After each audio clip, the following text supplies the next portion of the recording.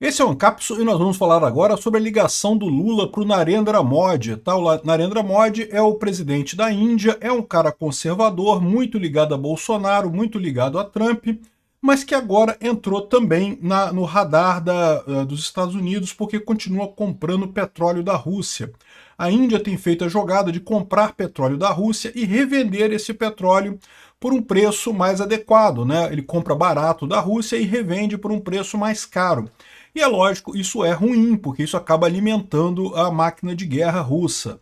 O Trump colocou 25% adicionais de tarifa na Índia, totalizando 50% também igual ao Brasil, isolando a Índia do comércio com os Estados Unidos. E aí, o Lula resolveu ligar para o Narendra Modi. É a ideia dos BRICS, não porque vamos nos unir contra os Estados Unidos.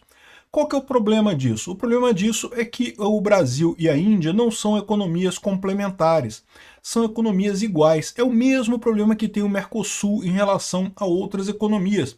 O Mercosul é um monte de país basicamente igual, que produz um monte de insumos, produz um monte de coisa de agricultura, mas não tem sinergia, não tem produtos industrializados, não tem outras coisas para comerciar entre si.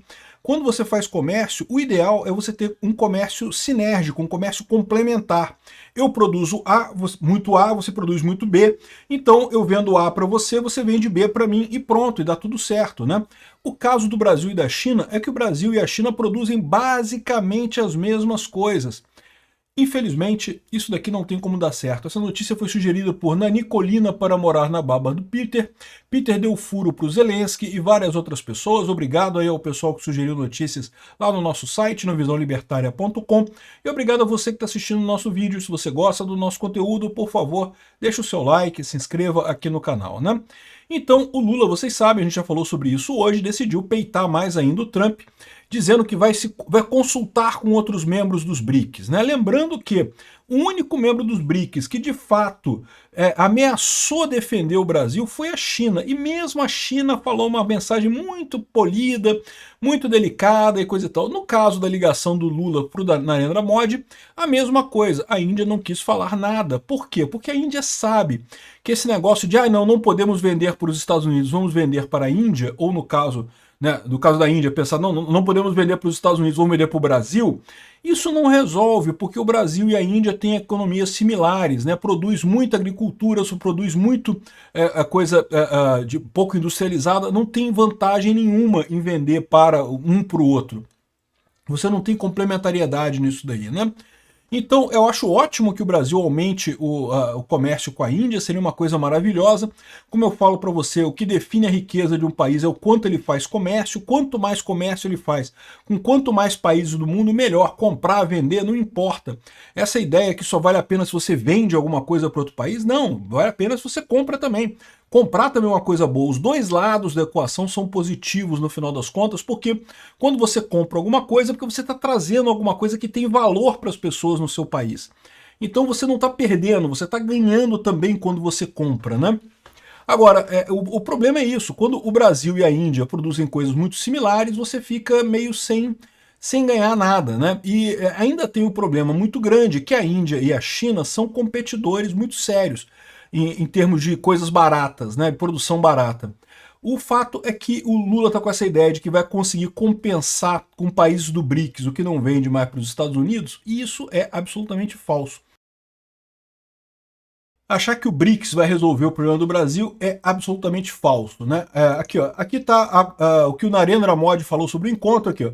Eu tive uma boa conversa com o presidente Lula. Aliás, o Narendra Modi está negociando pra caramba com o Trump. Já falou com o Trump várias vezes, já ligou pro Trump, está num esforço danado para negociar com o Trump as tarifas lá da Índia, né? Então, ao contrário do Lula, que é um covarde, que não tem coragem de ligar para o Trump, nada, o Narendra Modi está com interesse de resolver. Então, é lógico, ele ouviu o Lula, né? Ligou para o Lula ligou para ele, não sei, coisa e tal, e beleza, olha só o que ele disse aqui. Ó. Eu tive uma boa conversa com o presidente Lula, agradeci ele por fazer na minha visita no Brasil memorável e significativa. O Narendra Modi esteve aqui no Brasil por época do BRICS.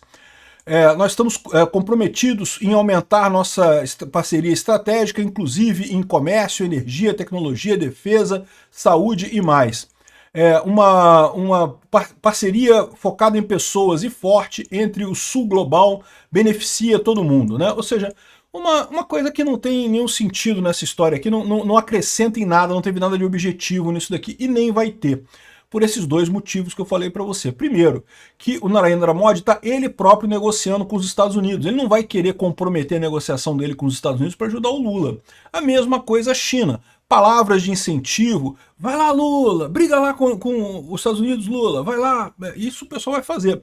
Agora, querer comprometer a própria posição, não vai. E de novo, são economias similares, não vai ter um grande ganho de coisas nisso daí, né? Então essa é a situação. Por outro lado, o Brasil, ao ignorar a negociação com os Estados Unidos, está perdendo aquilo que o Brasil podia vender para os Estados Unidos. O Brasil vende uma grande quantidade de veículos e coisas produzidas, né, de bens industriais para os Estados Unidos, principalmente na área da aviação. O que está acontecendo? O Trump ganhou essa. Ó. A Embraer está querendo produzir o KC-390 lá nos Estados Unidos, numa negociação para zerar as tarifas. A Embraer negociando direto com o governo Trump. O Lula não vai fazer nada, o Lula não consegue nada. O Lula é um idiota que tem medo de ligar para o Trump, né? Então, está arriscado a gente perder a Embraer e mais coisa lá para os Estados Unidos. E, de novo, vamos ficar aqui nós produzindo minérios básicos e agricultura e vendendo essas coisas para quem já tem esse negócio, ou seja, sem conseguir uma grande vantagem competitiva, né? Essa é a situação. E o curioso dessa história toda é o Leonardo Coutinho está trazendo uma coisa aqui que eu já falei aqui no meu canal, tá? Essa não é a primeira vez que o Brasil enfrenta uma briga com os Estados Unidos. Aconteceu também no governo Geisel. O governo Geisel, na época da ditadura, e olha só, eu sempre comparo, né, a situação que a gente está vivendo agora com Lula com a ditadura militar por várias similaridades. Primeira questão da censura, perseguição à oposição, uma briga danada aqui com a economia. A economia dos governos militares e a economia do Lula é basicamente a mesma coisa. Imprimir dinheiro como se não houvesse amanhã, na expectativa de melhorar a economia, como se o governo melhorasse a economia. O governo não melhora a economia. O máximo que o governo pode fazer com a economia é não atrapalhar. E ao contrário, quando tenta aumentar a economia, está justamente atrapalhando a economia, né? E lá em 77 houve uma briga do Geisel com os Estados Unidos. Os Estados Unidos, até então um parceiro muito forte das forças militares brasileiras, ficou chateado com o quê? Com a violação de direitos humanos na ditadura brasileira. Olha que coisa, exatamente como o governo Trump está chateado com a violação de direitos humanos na ditadura brasileira que nós estamos vivendo agora. E aqui, ó, o presidente Luiz Inácio da Silva está cada vez mais parecido com o Ernesto, não o Che Guevara, Ernesto Che Guevara, mas sim com o Ernesto Geisel, né? Por ironia, ainda vamos pensar assim, Lula emergiu como um líder sindical de dimensões nacionais justamente quando Geisel era o ditador de turno, né? Mas é o que eu falo para vocês, meu amigo, é igualzinho, cara. O Lula e os milico não tem diferença nenhuma. O então sindicalista dizia lutar contra todos que estavam no poder, mas Lula emula a imagem do seu suposto antagonista original, o Geisel. Em 77, o Geisel disse que a crise com os Estados Unidos era algo inevitável, pois ele não podia sujeitar o Brasil à interferência externa, né?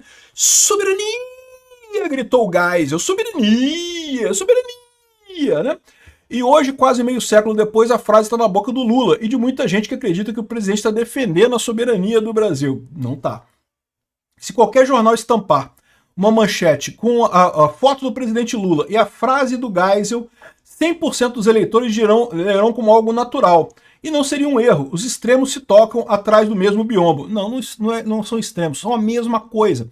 Os milico era de esquerda, é o que eu falo para vocês, é todo mundo de esquerda. As políticas dos milicos são igual às políticas do Lula, a mesma coisa, de imprimir dinheiro para tentar melhorar a economia, a mesma coisa, né? O Geisel pressionou por conta das violações de direitos humanos no Brasil, mas aí o Geisel se identificou com a China de Mao, que também resistiu ao acordo, estabeleceu relações com os chineses, reconheceu a independência de países africanos metidos em guerras fratricidas, né? A mesma porcaria do Lula, meu amigo, não tem diferença nenhuma entre os milico e o Lula, é a mesma coisa.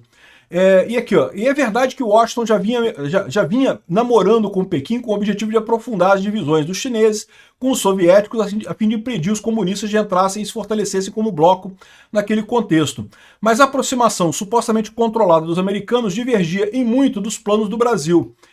No final das contas, essa foi a história. Teve a briga, os Estados Unidos puniu o Brasil na época com a perda de cooperação militar que tinha com os milicos aqui no Brasil, e no final das contas, sabe o que aconteceu? Isso foi em 78, em 79 os milicos desistiram e botaram o Figueiredo, que foi o último presidente da ditadura, com o objetivo de abrir a ditadura. No ano seguinte teve anistia, né, teve tudo, acabou com tudo, ou seja, a pressão americana lá na época do Geisel teve exatamente o condão de acabar com a ditadura naquela época. Tomara que tenha o mesmo condão agora, de acabar com a ditadura aqui no Brasil. Por mais que o Geisel tenha batido no peito falando soberania, soberania, soberania, né? Falar ele fala, mas no fundo machucou tanto que teve que partir para anistia, anistia, anistia, e acabar com a coisa toda, acabar com a ditadura militar. Eu tô achando que vai acontecer a mesma coisa agora, hein? Enfim, se virar para a China, se virar para o BRICS, não vai levar a lugar nenhum, meu amigo. Felizmente, uma coisa positiva, vai acabar essa ditadura muito em breve aqui no Brasil.